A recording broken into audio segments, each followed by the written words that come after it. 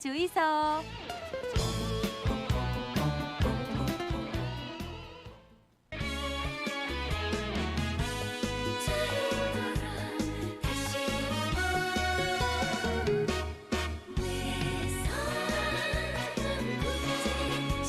자, 황기식의 국제시장 한 주간의 국제뉴스 정리해드리겠습니다. 동아대학교 국제전문대학원 황기식 교수 함께합니다. 어서 오십시오. 어서 오십시오. 안녕하십니까?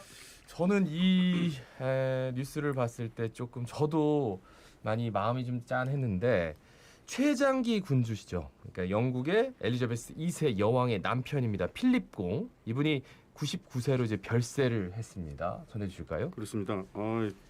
그 100살을 채우셨으면 좋았을 텐데 예, 딱 2달 남긴 지난 9일 날 별세하셨습니다. 이분의 별명이 미스터 세발자국 뒤였거든요. 여왕의 늘 세발자국 뒤에서 이렇게 그 조용하게 외조한다고 해서 그런 별명이 있었는데 참 안타깝습니다. 저도 그 런던에 그 오랫동안 유학하면서 그 당시에 저녁에 TV를 틀면은 계속 그 관심이 많으니까 왕실 인사들이 나와요. 예. 왕실 인사들이 여왕도 나오고 뭐 그 왕자들도 나오고 이러는데 저는 그 필립공이 참 그 왕실 인사 중에서는 참 따스하고 좋았거든요. 늘 이제 훤칠한 키에 워낙 인물이 좋으셔가지고. 그렇습니다. 그죠? 그 일단은 그 외조를 잘 한다는 것도 유럽에서도 쉽지 않거든요. 외조라는 것이. 그래서 그 외조를 참 조용하게 잘한다는 것도 좋았는데 사회 활동을 생각보다는 다양한 사회 활동을 하더라고요. 잘 알려지진 않았는데 영국에서는 잘 알려져 있습니다. 환경운동에 관심이 많아갖고 환경운동 선구자라는 닉네임도 있었거든요. 그다음에 야생동물 있지 않습니까? 네. 야생동물을 보호하자는 그런 기금을 모으는 단체를 스스로 먼저 만들었습니다. 언론에 관심을 받죠. 아무래도 네네. 필립공이 만드니까. 그 말라리아 퇴치하는데도 적극 앞장섰거든요. 그 이런 그 행동들을 보면서 아, 참 이분이 조용하게 사회활동하는 분이구나 그런 생각을 많이 했습니다. 그런데 그 이분의 또 그 배경이라든지 이런 것도 참 관심이었거든요. 네. 원래 그 그리스 왕자였어요. 왕위 계승 서열 2위였거든요. 근데 그리스에서 그때 군부 쿠데타가 일어났잖아요. 네네. 그 아버지가 그 군부 쿠데타에 가장 반대하는 왕족이었거든요. 그래서 유럽으로 망명 온 거거든요. 쿠데타로. 그런 배경도 그렇고요. 근데 또 늘 또 화제거리였습니다. 이분이 근데 인종차별적인 발언도 네네. 좀 실수를 하면서 많이 했어요. 맞습니다. 그런 게 네. 그런 거는 참 오게티인데 네. 케냐의 현지 여성에게 이 방문하신 영국의 필립공에게 목에 화환을 걸어드렸는데 그 위트 같은 유머였겠죠. 당신은 여자입니까 남자입니까 이렇게 물어본 거예요. 근데 영국 사람들은 웃겠지만 그 현지 그렇죠. 사람들은 그걸 웃질 않거든요. 아유, 그럼요. 네. 그런 거라든지 영국 학생을 만나가지고 지난 여름 방학 때 뭐 했니 이러면서 머리를 쓰다듬으니까 저 파푸아 뉴기니 여행 갔다 왔어요. 그러니까 네. 거기서 또 위트를 했죠. 너 그 아주 잡아먹히지 않고 다행이네 이렇게 얘기를 한 거예요. 그래서 그런 것들이 나오고 했는데 어쨌거나 코로나 때문에 많은 사람들이 참여를 못하고 왕실장으로 17일 날 30몇 명 참석해서 이제 그 장례식이 열립니다. 남은 관심거리는요. 이런 뭐 가십거리도 좋지만은 남은 관심 우리가 지켜봐야 될 게 과연 엘리자베스 2세 여왕이 필립공이 없는 상태에서도 계속해서 여왕 직무를 유지할지 아니면 이제 왕위를 물려주겠다고 할지. 네네. 여왕도 지금 95세이거든요. 네. 그렇죠. 저는 그게 관심이 있고요. 두 번째가 이걸 계기로 왕실과가 화해를 할지 지금 상당히 지금 네네. 많이 갈라져 있잖아요. 해리 예. 왕자, 뭐 네. 마클 왕세손비가 지금 뭐 인터뷰에서 막 너무 분위기 안 좋고 그 다음에 차기 국왕을 지명한다면은 그게 아들인 찰스에게 갈지 손자인 윌리엄에게 바로 갈지 손자인 윌리엄도 벌써 이제 40이 넘었기 때문에 네. 네네. 윌리엄에게 바로 가야 된다라는 그런 여론도 만만치가 않거든요. 네네. 마지막으로는 왕실 제도를 존속할지 말지 네네. 지금 여론이 안 좋으니까 이 부분에 대해서도 우리가 관심을 가지고 지켜봐야 될 것 같습니다. 네. 자, 다음은 이제 중국 쪽 소식인데 중국 정부가 알리바바의 사상 최대 반독점 과징금 3조 원을 부과했다고요? 맞습니다. 저는 이거 좀 참 의외더라고요. 이게 지금 대형 인터넷 기업의 손보기에 나선 거 아닌가. 그중에서 가장 본보기가 마윈으로 상징되는 알리바바 그룹 아닌가 네네. 이런 생각을 네네. 합니다. 그 과징금이요. 182억 위안이니까 우리 돈으로 하면 3조 원이 넘어갑니다. 아유. 이게 중국 내에 알리바바 매출액의 4% 5% 정도까지 되거든요. 네. 이거 너무나 엄청난 큰 겁니다. 종전의 가장 큰 과징금보다 3배가 넘어요. 네. 그렇다면 이거는 분명히 정상적으로 과징금을 매겼다기보다는 본보기라고 생각해야 되는 건데 그렇죠. 저는 이것도 참 그 신기한 게요. 사실 그동안에 중국이 가장 신경 썼던 게 우리도 구글이나 아마존 같은 그런 전 세계를 지배하는 초대형 인터넷 기업에 대항하는 기업을 만들겠다는 것이었거든요. 네네. 그래서 독점이라는 그런 단어도 잘 쓰지가 않았고 오히려 이 구글 같은 기업을 만들기 위해서 독점을 좀 이렇게 묵인해 준 측면이 많이 네. 있거든요. 그런데 지금은 이제 철저하게 반독점법을 적용을 시키거든요. 이번에 발표한 내용을 보면은 시장 지배적 지위다. 그다음에 다른 상인들에게 그 가입한 상인들에게 예. 다른 기업들에게는 가입하지 말라라는 그런 강요를 했다. 그다음에 부당한 경쟁을 했다. 이런 거는 사실 지금까지 해왔던 중국 정부의 국내 기업 육성책하고는 좀 다르거든요. 다르죠. 그래서 그렇다면 분명히 뭔가 지금 틀어진 게 있을 것이다. 그럼 마윈이 최근에 공개석상에서 중국 금융 당국이 너무한다라고 막 공개적으로 비난을 했지 않습니까? 그렇죠. 그 후에 분명히 제재가 있을 거라는 그런 예측들이 있었거든요. 저는 그런 부분으로 봅니다. 네. 근데 이제 마윈이 그렇게 한 다음에 갑자기 한 달 동안 잠적하고 투자하기로 했던 기업도 네. 투자를 안 하고 그러면서 이제 좀 잘 화해가 되나 했는데 야 정말 만약에 이 3조 원 부과가 그와 관련된 거라면 정말 끈질기고 집요하네요. 그렇습니다. 근데 또 봐야 되는 거는 만약에 중국 정부의 그런 논리가 맞다면은 네. 그러면 이제 알리바바 외에 텐센트라든지 그런 그렇죠. 네네. 기업들 있잖아요. 네. 이런 기업들에게 똑같은 논리가 적용돼서 음. 반독점 이런 과징금이 부여될지 그걸 또 지켜봐야 되겠습니다. 그래요. 그리고 알리페이 어떻게 될지요? 그렇죠. 아, 네네. 알리페이도 어떻게 지금 공중분해 시키겠다고 했거든요. 예, 이거 예. 어떻게 될지. 알리페이하고 텐센트페이 뭐 이렇게 얘기가 나오는데 반대로 막 이렇게 주가 시장이 반대급부에서는 또 요동치지 않을까 이런 생각. 미얀마 군사법원 시위 주동자 19명에게 사형 선고를 했습니다. 지금 미얀마가 정말 사태가 심각한데 시민 사망자가 600명을 훌쩍 넘었다는데 맞습니다. 700명까지 700명. 네, 뭐 뽑더라고요. 700명, 예. 지난 주말 그 통계까지 다 합치면은 700명을 넘어가는데 네. 지난 주말에 시위대 사망자가 82명으로 지금 집계가 나오고 있거든요. 두 번째로 컸습니다. 그렇다면 700명이 넘어간다고 봐야 됩니다.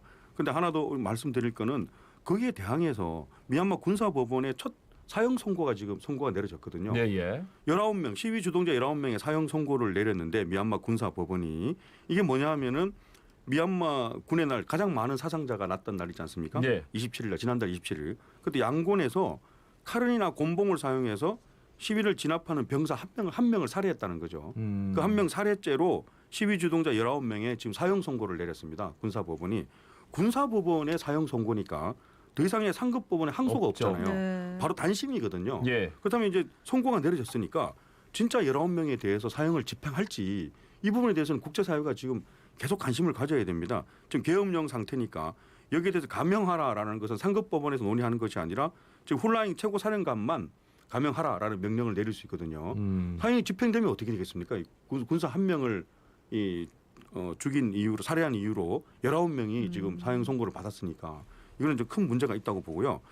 그리고 또 군부가 계속 그 막말로 국민을 자극해서 이 지금 사태를 악화시키는데 네. 대변인이 기자회견을 지난 주말에 했는데 정말 당신들은 우리 군부가 시민들을 죽이려 했다고 생각되느냐.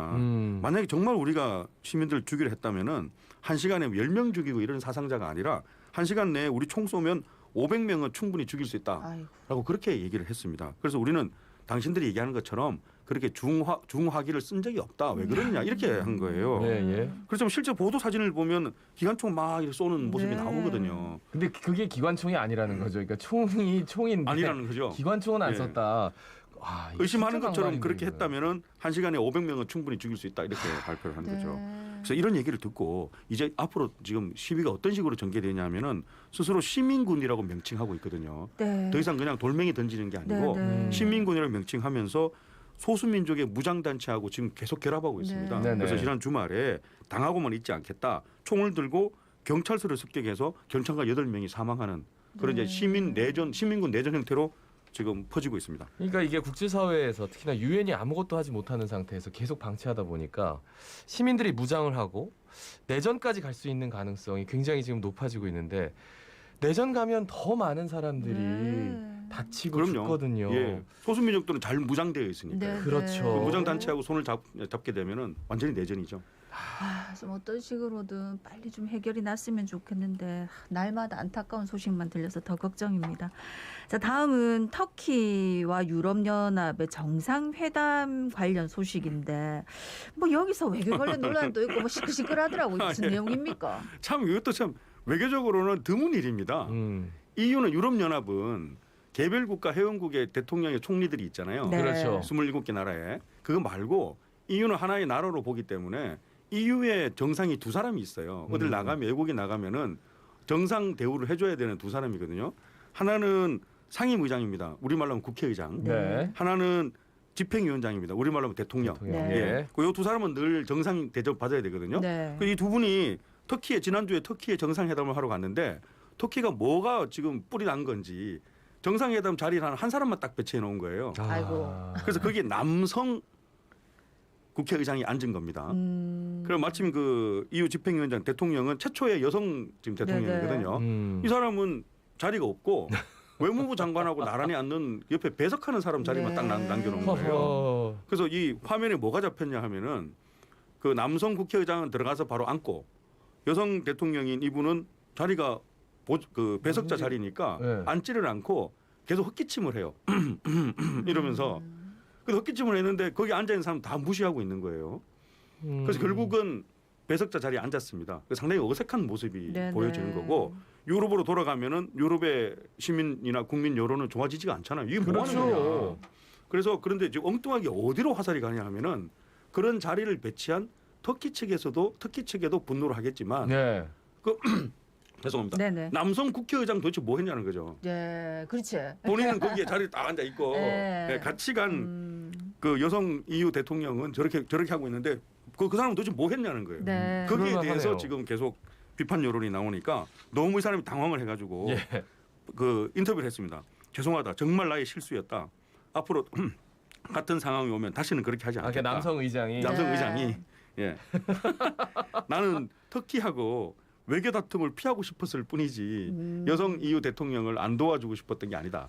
근데 분명히 비난을 받을 건 아 받아요. 근데 네. 의장한테만 뭐라고 할 수 없는 게 터키에서 잘못한 거잖아요. 그럼 이후에 터키에 대해서 뭐 이게 EU에서 뭐 성명을 쓴다거나 뭐 이런 건 있었나요? 어떻게 후속 조치가 있었는지 그것도 좀 궁금하네요. 후속 조치는 터키하고 지금 상당히 민감한 네. 있거든요. EU에서 가장 그 지금 다루기 힘든 EU 가입 후보국은 터키입니다. 터키죠. 터키는 이거. 계속해서 EU에 가입 신청서를 내거든요. 근데 음. EU는 그 몇십 년 동안 계속해서 거부하고 있습니다. 예. 터키하고 관계가 가장 껄끄러운 그런 관계입니다. 네. 그래도 저 제출을 했으면 조금 와서 정상들이 오는데 좀 잘해줘야지. 그렇게 해야 되는데. 네. 이건 지금 뭐 하는 거야? 목리에 목리. 자, 백악관이 오는 12일이죠. 네. 오늘이네요. 예, 반도체 대책 화상회의를 개최하는데 삼성 포함해서 19개 글로벌 기업들이 참석할 예정이다. 좀 전해주실까요? 반도체 품귀 현상이 심각하니까 반도체 부족은 심각한 경제 안보 위기라고 보고 백악관에서 회의를 개최하는데 예.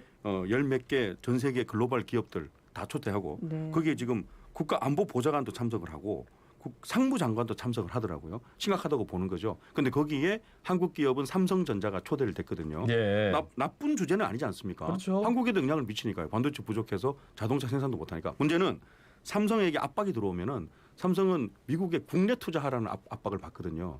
압박이 들어오면 삼성은 급하게 투자 결정을 해야 되기 때문에 투자라는 것은 협상도 해야 되고 그죠. 중국에 또 수출도 고려해야 되는 건데 예. 그런 압박이 들어올지 안 들어올지에 대해서 어떻게 대응할지 이게 오늘 있는 회의에 대해서 관심을 가지고 있습니다. 예. 네. 근데 참 우리나라가 많이 좀 국가의 위상이 높아진 건 사실인 게 어느 것 하나 우리나라와 관련이 없는 게 없어요. 예. 국제 뉴스를 보면 볼수록 그리고 당장 우리의 그 경제 사정과 굉장히 밀접한 연관성 있는 뉴스들이 많아가지고 황식 교수님이 앞으로 더 수고를 해주셔야 될 것 같아요.